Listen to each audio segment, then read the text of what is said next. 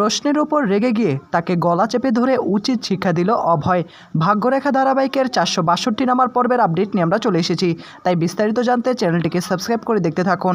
গল্পের শুরুতে আমরা দেখতে পারবো পাড়া মহল্লার সকলেই মিলে এবার শ্রদ্ধাকে দেবী মানতে শুরু করে। সকলেই তখন শ্রদ্ধাকে প্রণাম করতে শুরু করে, আর এতে করে শ্রদ্ধার মাথায় আকাশ ভেঙে পড়ে।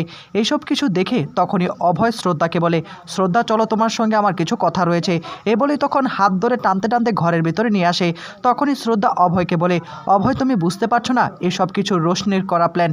রোশনি কিন্তু এর আগেও আমাকে এবং তোমাকে আলাদা করার জন্য অনেক প্ল্যান সাজিয়েছে। অন্যদিকে কীর্তি রোশনিকে বলে, রোশনি এবার যা প্ল্যান করেছো না, মনে হচ্ছে সাকসেসফুল হবে। রোশনি তখন বলে, সাকসেসফুল হবে কি, হয়ে গিয়েছে। এখন আমি শ্রদ্ধাকে দেবী মানব, আর এতে করে শ্রদ্ধা এবং অভয় দুজনে আলাদা হয়ে যাবে। দুজনে আলাদা হয়ে গেলে আমি এবং অভয় হব কাছাকাছি। শ্রদ্ধা আর কিচ্ছু করতে পারবে না। শ্রদ্ধা এখন হারে হারে টের পাবে রোশনি কী জিনিস। অন্যদিকে অভয় শ্রদ্ধাকে বলে, কিন্তু শ্রদ্ধা এত বড় খাম্বা তোমার ইশারায় আটকে গেল, এটা আমার কোনোভাবেই বিশ্বাস হচ্ছে না। তখনই অভয়ের দিকে তাকিয়ে শ্রদ্ধা তখন অভয়ের দিকে তাকিয়ে বলে, অভয় সেটা তো আমিও বুঝতে পারছি না সেটা কি করে হলো, কিন্তু একটা জিনিস বুঝতে পারছি, রোশনি আমাকে এবং তোমাকে আলাদা করার জন্য এইসব প্ল্যান করেছে। কিন্তু তুমি আমার পাশে থাকবে তো? তুমি আমার পাশে না থাকলে আমি কিছু করতে পারবো না। অভয় তখন বলে, এই রোশনিকে আমি কোনোভাবেই ছাড়বো না, রোশনি আমাদের পিছনে ছাড়ছে না। তখনই আবার অভয়ের দিকে তাকিয়ে শ্রদ্ধা বলে, রোশনিকে এর উচিত জবাব দিতে হবে। রোশনি কেন এই বাড়িতে আবার এসেছে এবং কি প্ল্যান নিয়ে এসেছে সবটাই আমাকে জানতে হবে, তাকে নিজের মুখে সবটা বলতে হবে। কীর্তি এবং রোশনি তারা দুজনে আবারও নতুন নতুন প্ল্যান সাজাতে শুরু করে। ঠিক সেই মুহূর্তেই সেখানে চলে আসে শ্রদ্ধা। শ্রদ্ধা এসেই দেখতে পায় কীর্তির সঙ্গে রোশনি কথা বলছে। তখনই কীর্তি একটু ভয় পেয়ে যায়। শ্রদ্ধা তখন কীর্তির কাছে আসে এবং কাছে এসে বলে, কীর্তি তুই যা, তুই একটু উপরে যা, রোশনির সঙ্গে আমি আলাদা করে কিছু কথা বলতে চাই, রোশনির সঙ্গে আমার পার্সোনাল কথা রয়েছে। এদিকে কীর্তি তখন রোশনিকে ইশারা দেয়, আর রোশনি তখন কীর্তিকে বলে চলে যাওয়ার জন্য। কীর্তি তখন সেখান থেকে চলে যায়। আর তখনই শ্রদ্ধা রোশনিকে বলে, রোশনি আমি ঠিকই বুঝতে পারছি এটা তোমার করা প্ল্যান। তুমি এর আগে অনেকভাবে এই বাড়িতে আসার জন্য অনেক প্ল্যান করেছো, আমাকে এবং অভয়কে আলাদা করার জন্য অনেক প্ল্যান করেছো, কিন্তু এখন যে এটা প্ল্যান করছো সেটা খুব ভালো করে বুঝতে পারছি। তুমি সকলের মাঝে আমাকে দেবী প্রমাণ করতে চাচ্ছ। তুমি আসলে চাচ্ছটা কি, আর এতে করে তোমার লাভটা কি? তখনই রোশনি বলে, প্লিজ দেবীমা এভাবে কেন কথা বলছেন, এভাবে কথা বলবেন না, আমার তো পাপ হবে। তখনই শ্রদ্ধা বলে, রোশনি এসব নাটক এখন বন্ধ করো, তোমার সঙ্গে আমার মুখোমুখি কথা হচ্ছে, কিন্তু তুমি এটা কেন করছো আমি খুব ভালো করে বুঝতে পারছি, কিন্তু এটা করে তুমি বেশি দূর যেতে পারবে না, তোমাকে না আমি উচিত শিক্ষা দেব। অন্যদিকে দেখা যাবে অভয়ের মা শ্রদ্ধার ঘর থেকে অভয়ের সমস্ত জামা কাপড়গুলো গুছিয়ে নিচ্ছে। তখনই অভয় প্রশ্ন করে, কি ব্যাপার, হচ্ছেটা কি মা? তখনই অভয়ের মা বলে, তুমি আর এই রুমে থাকতে পারবে না, এটা হলো শ্রদ্ধা দেবীর রুম, আর সে একা থাকবে। অন্যদিকে দেখা যাবে রোশনি বারবার শ্রদ্ধার সঙ্গে মজা করতে শুরু করে, কিন্তু কোনোভাবেই শ্রদ্ধা সেটা মেনে নিতে পারছে না। অভয় তখন প্রশ্ন করে, মা তুমিও কি এটা বিশ্বাস করে নিয়েছো? তুমি কি জানো না রোশনি এর আগে কি কি করেছে আমাকে এবং শ্রদ্ধাকে আলাদা করার জন্য? এটা একটা প্ল্যান। তখনই অভয়ের মা বলে, তুমি আমার উপর বেশি কথা বলো না, আমি যেটা বলছি সেটাই করো, তুমি আর এই ঘরে থাকতে পারবে না, এই ঘরে শুধুমাত্র শ্রদ্ধা দেবী থাকবে। এ বলেই তখন অভয়ের হাত ধরে টানতে টানতে তাকে বাইরে নিয়ে আসে। আর তখনই অভয়কে বলে, তুমি এবং শ্রদ্ধা এখন থেকে আলাদা থাকবে, তুমি এবং শ্রদ্ধা সম্পর্কটা শেষ করে দাও। আর এতে করেই সেখানে চলে আসে শ্রদ্ধা। শ্রদ্ধা এসে এসব কিছু শুনতে পায় এবং তার মাথায়ও আকাশ ভেঙে পড়ে। অভয় তখন তার মাকে জানিয়ে দেয়, তোমার বিশ্বাস করার হলে তুমি করতে পারো, কিন্তু আমি কোনোভাবেই সেটা বিশ্বাস করি না। অভয় শ্রদ্ধা দুজনে একসঙ্গে থাকবে, তোমরা আমাকে যতই আলাদা করার চেষ্টা করো না কেন, আমি শ্রদ্ধার থেকে কখনো দূরে যাব না। এদিকে শ্রদ্ধা অভয়ের মাকে বোঝানোর চেষ্টা করে, মা আপনি কেন বুঝতে পারছেন না এই সমস্ত কিছু রোশনির প্ল্যান করা, আপনি কেন বুঝতে পারছেন না? কিছুক্ষণ পরে কীর্তি এসে নানা বাহানা শুরু করে দেয়।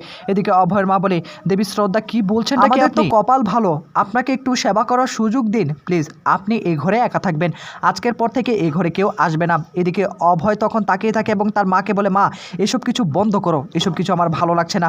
শ্রদ্ধা তখন বলে, আমি একটা জিনিস বুঝতে পারছি না, আমাকে কেন কেউ বিশ্বাস করছে না, প্লিজ মা আমাকে বিশ্বাস করুন। অভয় তুমি আমাকে বিশ্বাস করো তো, আমি এমন দেবী না, আমাকে ফাঁসানো হচ্ছে তোমার থেকে আলাদা করার জন্য। এদিকে কিছুক্ষণ পরে ঋতু পিসি সেখানে চলে আসে। ঋতু পিসি এসে তখন আবার শ্রদ্ধাকে বলে, শ্রদ্ধা দেবী আপনি প্লিজ আমাদেরকে একটু সেবা করার সুযোগ দিন। এই বলেই তখন শ্রদ্ধার পায়ের কাছে এসে প্রণাম করতে শুরু করে। এদিকে অভয়ের মা অভয়কে টানতে টানতে নিয়ে যায়, আর অভয়কে তখন বলে, তোকে আমি একটা কথা স্পষ্ট করে বলে দিলাম অভয়, তুই আর ওই রুমে যাবি না। তখনই অভয় বলে, তুমি আমাকে শ্রদ্ধার থেকে আলাদা করতে পারবে না মা, তোমরা যতটাই শ্রদ্ধাকে দেবী মানো না কেন, শ্রদ্ধা আমার স্ত্রী, আর এটা তোমাদেরকে মানতে হবে। তোমরা কি ভেবেছো আমাকে এবং শ্রদ্ধাকে আলাদা করবে? তুমি কেন বুঝতে পারছো না রোশনি এর আগে কি কি করেছে সব কিছুই কি তুমি ভুলে গিয়েছো নাকি? অন্যদিকে এসব কিছু দেখে কীর্তি এবং রোশনি হাসাহাসি করতে থাকে।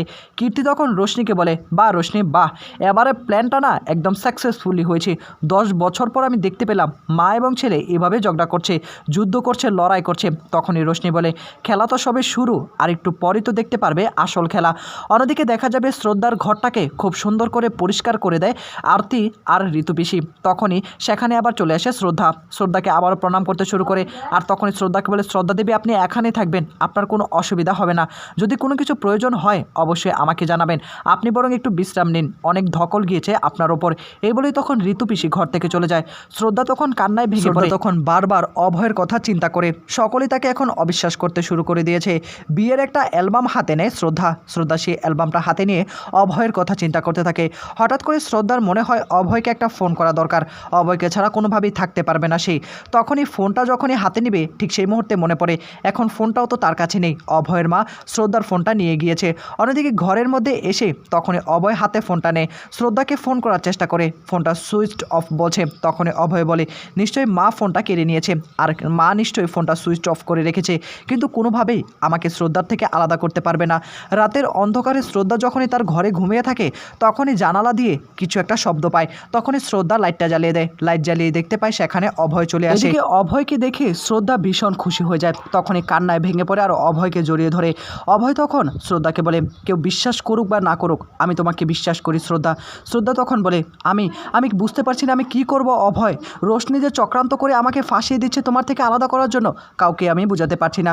ঋতু পিসি কিছুক্ষণ পরই সেখানে চলে আসে। অভয়কে তখন বলে, অভয় তুই চাচ্ছিসটা কি, আমাদের পরিবারের অমঙ্গল তুই চাস নাকি, তুই দেবী শ্রদ্ধার ঘরে কেন আসলি? তখনই আবারও ভীষণ রকম চমকে ওঠে শ্রদ্ধা। তখনই আবার অভয় বলে ওঠে, পিসি তুমি কি বলছোটা কি, হ্যাঁ তুমিও কি পাগল হয়ে গিয়েছো নাকি? ঋতু পিসি তখন বলে, শোন অভয়, তুই যদি নিজের ভালো চাস, পরিবারের ভালো চাস, তাহলে শ্রদ্ধার থেকে দূরে থাকবি। শ্রদ্ধা দেবীর জন্য কালকে পুজো হবে, আর রান্নাঘরে কিন্তু সমস্ত রান্নাবান্নাই হচ্ছে। একথা শোনার পর তখনই শ্রদ্ধা রান্নাঘরে চলে আসে। রান্নাঘরে এসেই দেখতে পায় অনেক রান্নাবান্নার আয়োজন করেছে। তখনই শ্রদ্ধা তার শাশুড়ি মাকে বলে, মা আপনি এসব কী করছেন, আপনি তো অসুস্থ হয়ে যাবেন, আমাকে এসব কিছু করতে দিন। অভয়ের মা বলে, কেন আপনি করবেন, আপনি তো শুধু বসে বসে থাকবেন, আপনি কোনো কাজকর্ম করতে পারবেন না। অন্যদিকে দেখা যাবে রোশনির উপর প্রচণ্ড রকম রেগে যায় অভয় তখন চিৎকার করতে থাকে, রোশনি তুমি যে প্ল্যান করে এরকম করছো সেটা খুব ভালো করে বুঝতে পারছি, আজকে তোমাকে সকলের সামনে সত্যিটা স্বীকার করতে হবে, তুমি কেন আমাকে এবং শ্রদ্ধাকে আলাদা করতে চাচ্ছ সেটা তোমাকে নিজের মুখে বলতে হবে। তখনই আবার বলে ওঠে রোশনি, তোমার কি মনে হয় আমি এসব কিছু বানিয়ে বলছি, তুমি কি নিজের চোখে দেখোনি আসলে শ্রদ্ধা হলো দেবী? একথা শোনার পর তখনই অভয় রেগে গিয়ে গলা চেপে ধরে রোশনির, আর রোশনিকে তখন বলে, আরেকবার দেবী কথাটা যদি উচ্চারণ করো না তাহলে এখানে শেষ করে দেব, এই বাড়ি ছেড়ে তুমি এক্ষুনি এখান থেকে চলে যাবে। এদিকে অভয়ের এসব কর্মকাণ্ড দেখে সকলে বিষয় নিয়ে হতদম্ব হয়ে পড়ে।